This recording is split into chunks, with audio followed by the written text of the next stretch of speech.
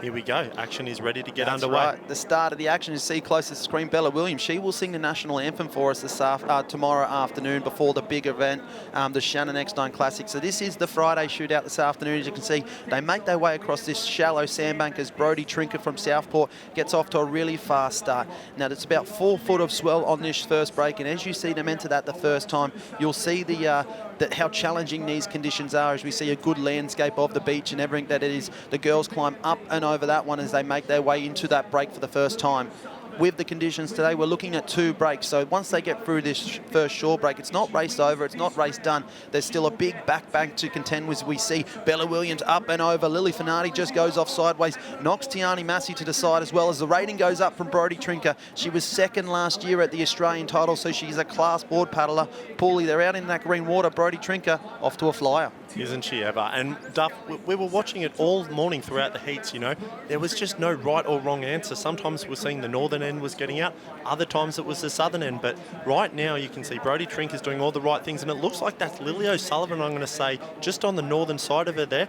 And hey, that's Carly Nerthen hot on their tail. And I can see Harriet Brown on screen now there from the Northcliffe cap in the yellow board. She's doing fantastic. But you mentioned it just before, Duff, and it's been chaos. And as we enter that low tide now, that back bank is really starting to stand up. So not only have you got that shore break to navigate with very, very tricky dumping conditions, you got a nice little gutter that they're going through now. They're probably trying to lower their heart rate, taking some few deep breaths, because once they get to this back break now, it is really starting to stand up. Yeah, perfect race conditions for us watching at home and here in the comfort of the aircon. But for these girls out there and the boys about to come, the men and women, they are going to have a battle amongst their hands because as it is, it's standing up 4 foot on that bank and they are working over those waves there. In the popping technique, Paulie, it's going to be an absolute must-have skill out there today. Yeah, well, that's what we're starting to see now, a combination of the Eskimo roll or the rolling and also the popping. So it's a different technique and you use it for different, I guess, what the whitewash that you're approaching. If it breaks right in front of you, Duff, and there's a lot of power behind it, usually you'll do the roll where you'll roll it over, grab the 2 front straps and pull that nose down. As we see, as Carly Nerthen shoots over the top of that one. Carly Nerthen a little way away from the sport, but she's starting to make her way back in there now. She's a former world Iron Woman champion. You can see there standing up on the back bank here of Northcliffe Beach. Carly Nerthen has a mountain of water ahead and she climbs up and over. A strong athlete, a craft specialist. She'll be in the ski later, but she's in a really favourable position in this open female board race. Yeah, you mentioned she's had a little bit of time out of the sport, so to speak. She's still got a very, very classy resume behind her, but she's come back in under the big surf. She must favour herself as quite a specialist in these sorts of conditions. You made mention to me earlier, Duff, just how well she's going on the ski and the board through the heats, and now she's out there leading the board final, showing all class. Yeah, always been a craft specialist and always been an ocean woman. She's been able to tame the conditions no matter what, and as you see, she turns for home now. She gets the best look at these waves, and these waves are holding up from back to shore, so she's going to be able to pick up one of these waves and go, as we see, she's on the top of that one. She's going to just fall short of that, but another one steps behind. The rest of the girls haven't turned the can yet, so it's advantage to Carly Nerthen. As she pulls down that one, there is a lot of work still to do here because as we've seen these waves detonate on the shore break here, Tiani Massey turns, she's almost straight on one, but Carly Nerthen, she starts to work her way through now, so she's going to try and find the fastest way back into the beach, and that will be holding this wave all the way through, Paulie. I think she's just going to do it, Duff. That was incredible. She went through the surf, then navigated it like a professional, went around, picked herself up a couple of little runners before taking that back bank. I'm not going to say she's home and hosed yet, but she's all but there, Duff. She is. Well, there we go. We can call it. She's got that one out the back.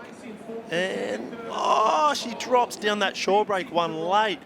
She's got such a big lead, though. I think she's going to be able to get away with a few little mistakes towards the end there. Well, that's it. It's fortune favours the brave. She attacked the ocean. She attacked the surf. She got herself into a position so that she can take a calculated risk on the way in to pull off that wave. Now, this is massive. 10,000 points in the overall series and a win on the Friday shootout. Carly Nerthen's got to be liking her chances going into tomorrow with a jackpot on the line. So for those at home, Carly Nerthen will be your champion here as we see Hannah Scully and Harriet Brown in the background.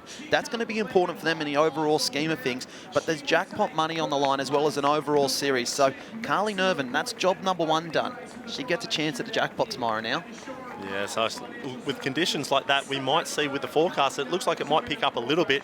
Carly Nerthen's got to be the red-hot favourite going in it tomorrow because that was such a dominant performance. Yep, with the way that she handled the ocean right there, as we see a sprint up the beach, well, not so much considering that Harriet Brown carrying an injury, so we normally see these sprint finishes very hotly contested, but Hannah Scully, she was the Shannon Eckstein champion last year on the board, as well as the Iron Woman. She was your last year's overall board winner, so she now gets herself in a position to contend for that overall series tomorrow. Currently at the moment, Lizzie Wellborn leads that one with Harriet Brown in second, so that's valuable points there, and we got Joshy on the beach with our winner, Carly Nerven. In here at the moment, Carly, were you expecting that one? Not at all. I was on the line and thinking, oh my God, this is going to hurt so bad. But I love it when it's big. I feel like I thrive in this, and yeah, to come out and hold that banner was so cool. You run a bit of social media for the Summer of Surf, you work during the day, you sneak a race in when you can. What does it feel like to come out on top? Oh, wild.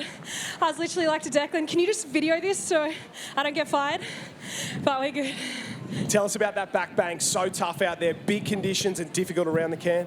Yeah, it's actually really, really tricky. Like, you think you're out, and the sets that came through at the back, I had to, you know, try get through, and I was pretty lucky to kind of get it like a little bit of leeway, so yeah, I'm super stoked. 10,000 points, a winner's check, you've got to be happy. So happy.